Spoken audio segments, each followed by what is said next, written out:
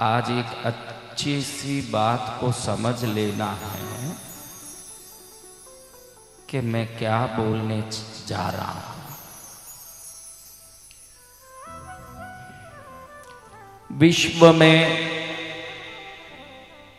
धनुर्धारियों में अर्जुन सबसे प्रसिद्ध और विख्यात और शक्तिशाली धनुर्धारी बने हैं। उनका नाम क्या बोलो? अर्जुन जी। महाभारत में पंच पांडवों में अर्जुन जैसे धनुर्धारी कोई हुए क्या आज तक? इनके गुरु कौन हुए बताओ? बोलो जोर से। अब ये द्रोणाचार्य से अर्जुन ने धनुर्विद्या सीखी। बेटा थोड़ा आवाज बढ़ा दो, थोड़ा आवाज बढ़ा। एक को जीरो कर दे, एक को भरत चेक करना है, एक को लगाया क्या? थोड़े इनके पुर्जे जो जानते हैं नजदीक जाके देखो कि इनका क्या है भाई। तो द्रोणाचार्य के पास धनुर्विद्या सीखने की इच्छा से एकलव्य जाता है।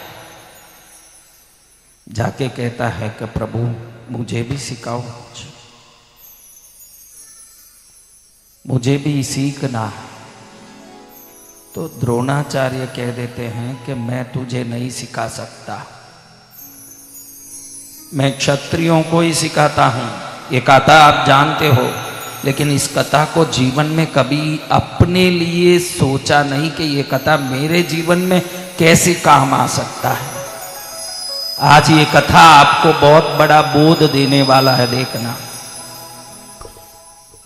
अब धनुर्धारियों में अर्जुन को इतने बड़े धनुर्धारी बनाए हुए द्रोणाचार्य ने कह दिया कि मैं तुमको नहीं सिखाऊंगा। अब देखो, आप स्कूल में जाके कुछ नहीं पढ़ोगे तो आपको लगता है ना मैं अनपढ़ रह जाऊंगा। आपको क्या लगता है? मेरी माँ रसोई नहीं सिखाती तो मैं कैसे रोटी बनाती? आपको लगता है कि नहीं मेरी बच्चियों? बोलो। आज एक बात ध्यान रखना, ये बहुत गूढ़ बात है जिसको कोई समझता ही नहीं है, इसलिए इसको कहना बहुत जरूरी है कि एकलव्य ने सोचा कि गुरु महाराज मना कर रहे हैं विद्या सिखाने से, और विद्या सीखने से आती है, तो मैं क्या करूं प्रभु? मेरे गुरु तो यही होने चाहिए, ऐसे मैंने सोचा। और जब ये नहीं है तो और के पास क्यों जाऊं? द्रोणाचार्य की एक मूर्ति बना दी। क्या बना दिया? आप बोलो, मूर्ति में कोई सिखाने की शक्ति होगी? नहीं। अब ये मूर्ति को सामने रख के मन में सोचे कि गुरुदेव ही सिखा रहे हैं मुझे और मैं सीख लूंगा। अब गुरु को मन में ध्याते ध्याते उसने उस रूप के ध्यान से उनके अंदर रही हुई विद्या शक्ति को अपने में प्राप्त कर लिया। अब इतना बड़ा धनुर्धारी हो गया एकलव्य। जंगल में जाने वाले अर्जुन जी देख के आश्चर्य करते हैं, ये तो मेरा भी गुरु दिख रहा है, इसके अगर रह के विद्या का अनुसंधान करने से निश्चित मेरा इधर असफलता दिख के आएगा। तो गुरु को जाके प्रणाम करे कि ये आपकी मूर्ति रख के पूजा करता है ना, बहुत बड़ा विद्वान बन गया है, थोड़ा इसको कुछ करिए। तो द्रोणाचार्य उसको बुलवाते, एकलव्य आओ, तुमने मेरी मूर्ति रख के विद्या सीखी? किससे सीखी? आपकी मूर्ति को ध्यान करता रहा, आपकी मूर्ति के अंदर जितनी विद्या की शक्ति आप में है वो मेरे में स्वतः ही आ गई प्रभु। फिर तो तुझे गुरु दक्षिणा देनी पड़ेगी,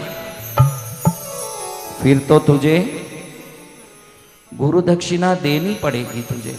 क्या गुरु दक्षिणा प्रभु बताइए? तेरा अंगूठा काट के दे दे। अब अंगूठे के बगैर आप धनुष का जो नान है उसको चढ़ा सकते हो क्या? लेकिन शिष्य इतना पक्का, गुरु को उसने मन में धार लिया कि ये मेरे गुरु हैं तो गुरु ने जो मांगा वो देना चाहिए। ये सच्चे शिष्य का लक्षण है। ये किसका लक्षण है? सच्चे शिष्य का। हाँ, गुरु जो मांगे शीश कटे तो गुरु मिले तो भी सस्ता जान। शास्त्र कहता है अगर शीश काट के ही गुरु मिल रहे हैं तो भी सस्ता सौदा है, वो कर ले, क्योंकि अगला जन्म तो सुधरेगा। जय जय गुरुदेव। हाँ, तो एकलव्य ने अंगूठा काट के दे दिया। जिंदगी भर आप सुनते हो महाभारत में के बाद में कभी वो धनुष उठा नहीं पाए, क्योंकि जिस धनुष से उनको नान खींचना है, प्रत्यंचा चढ़ानी है, वो प्रत्यंचा चढ़ाने अंगूठा ही नहीं रहा। अब ये बात क्यों बता रहा हूं आपको कि आज से ये देवता कृपा करेंगे कि नहीं, ये देवी से शक्ति मिलेगी कि नहीं, इन देवताओं का आशीर्वाद मुझे मिलेगा कि नहीं, ये सब प्रपंच छोड़ दो। द्रोणाचार्य ने अर्जुन को सिखाया जैसे एकलव्य को कुछ सिखाया क्या? नहीं। फिर वो उससे भी बड़ा विद्वान कैसे हो गया धनुष विद्या में?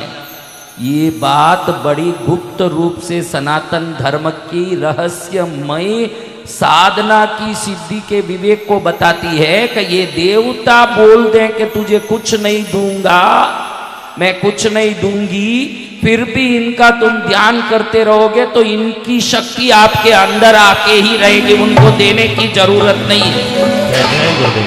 आशीर्वाद इनके देने नहीं देने से नहीं आती, इनका आप ध्यान करने से आती है। आज ये बात ध्यान रखना सबको कि जाके उधर कहने की जरूरत नहीं कि माँ कुछ दे, कहने की जरूरत नहीं है। अब देखो जैन धर्म में महावीर स्वामी नाम के एक भगवान तीर्थंकर हुए, आपने नाम सुना है ऐसा? ये कोई यूनिवर्सिटी में गए, कोई कॉलेज में गए, तो इनको सर्वज्ञानी कैसे कहते हैं? आप तो बोलते हो कि पढ़ने से ज्ञान आता है, और ये तो कहीं गए नहीं, और आप बोलते हो सर्वज्ञ। बुद्ध कहीं, बुद्ध भगवान बुद्ध, आदि शंकराचार्य, ये जितने सनातन के, हिंदू के, बौद्ध के, जैनों के जो भी महापुरुष हुए, कभी किसी स्कूल कॉलेज में आदि शंकराचार्य ने पढ़ाई किया? तो इतने सारे देखो, जितने भी बड़े बड़े विश्व के दुर्लभ शास्त्र है, आदि शंकराचार्य ने उन सबका भाष्य लिखा है। तो बगैर पढ़े वो ये सब कैसे लिख लिए? उनके पास पढ़ने वाले शिष्य बहुत हुए, वो तो अपने आप में महाज्ञानी हो गए। कैसे हो गए? जब आप इस ब्रह्मांड को निश्चल रूप से ध्यान करोगे तो ब्रह्मांड में रही हुई सभी ऊर्जा आप में आ जाएगा। लक्ष्मी को कुछ देने की जरूरत नहीं है। धन चाहिए तो निरंतर लक्ष्मी के स्वरूप का ध्यान करने की हम में योग्यता चाहिए, बस इतनी बात। उधर से वो शक्ति हम में आने लगती है। क्या होता है समझ रहे हो? तो आप उधर जाके मंदिर में आप लोग क्या करते हो? महाकालेश्वर उज्जैन जाते हो, यहाँ अपने जगदीश जी मंदिर में उदयपुर जाते हो, हाथ जोड़ के खड़े होके ठाकुर जी कुछ दे दो। ठाकुर जी बोलते हैं मांगने से मैं नहीं देता, मुझे हृदय में बैठा के मेरा ही स्मरण करने से वो स्मरण मेरी शक्ति को तेरे शरीर में डाल देता है। इतनी ही बात। मांगो तो मिलेगा नहीं। एक कहावती है ना, मांगे मिले ना भीख, बिन मांगे मोती मिले, बिन मांगे मोती मिले, मांगे मिले ना भीख। तो ये कहावत को कभी आपने सोचा कि ये क्या कहावत है भाई? बिन मांगे मोती कैसे मिलेगा? बोलो, मोती कैसे बनता है? ये समझोगे तो ये कहावत को समझ लोगे। मोती कैसे बनता है ध्यान रखना। सिप होता है ना, मोती का सिप। जब स्वाति नक्षत्र होता है ना, बारिश होता है। क्या नक्षत्र? स्वाति नक्षत्र। हाँ, जिस दिन स्वाति नक्षत्र हो और बारिश हो तो उस बारिश की बूंद नीचे गिरते ही वो सिप का मुंह खुल जाता है, और वो जो बूंद अंदर गिरता है, वो सिप ने वो बूंद को पकड़ा तो वो पानी का बूंद ही मोती बन जाता है। ये आप जान लो। समझ रहे हो ये बात? तो हमारा शरीर वो स्वीप है। क्या है? उसमें कोई मोती है नहीं, लेकिन इनका स्मरण रूपी वो जल, अमृत का जल अगर हमारे अंदर गिरेगा तो सिद्धि रूपी मोती हमारे में प्रकट हो जाता है। इतनी सरल बात। मोती कब प्रकट होता है? जब स्वाति नक्षत्र का जल का बूंद सीप में गिरता है तो वो अंदर जाके मोती बन जाता है। वो शायद आपको पता नहीं होगा, लेकिन हमारे भी पूजा पाठ में बहनें बहुत दिल लगाती है। कई बार मैं बोलता हूँ, माता जी दिया करती हो? हाँ रोज करती हूँ गुरुदेव। फूल चढ़ाती हो? रोज करती हूँ गुरुदेव। धूप दीप करती हो? रोज करती हूँ। अच्छा, तुम्हारे कुल देवी के हाथ में क्या क्या अस्त्र शस्त्र है बताओ माता जी? शायद त्रिशूल है महाराज, शायद कोई चक्र है। देखो, आपकी पूजा से ज्यादा जरूरी है उस स्वरूप का स्पष्ट ज्ञान, शक्ति। क्योंकि देवता सब देवता है। आपको लक्ष्मी चाहिए तो 2 हाथ में कमल और अभय वरद हस्त वाली देवी के स्वरूप का ध्यान करना पड़ेगा। क्योंकि शक्ति पूजा से नहीं, उनके स्वरूप ध्यान से हमारे अंदर स्थानांतरित होता है। कई लोगों का भी, बहनों को पूछ लो कि तेरे कुल देवी की क्या क्या अस्त्र शस्त्र है, विचार में ही पड़ जाएगी कि पता ही नहीं है। जिनका कोई पता ही नहीं है उनकी शक्ति तुम्हारे जीवन में कैसे काम करेगा भाई, ये तो बताओ। हाँ, बहनों को बोलूं कि जो भी काला आदमी है, भाई मेरा पति काला है, कैसा है? मेरा पति काला है, इसलिए कोई भी काला आदमी खटखटाए दरवाजा तो वो मेरा पति है, ऐसे हो सकता है?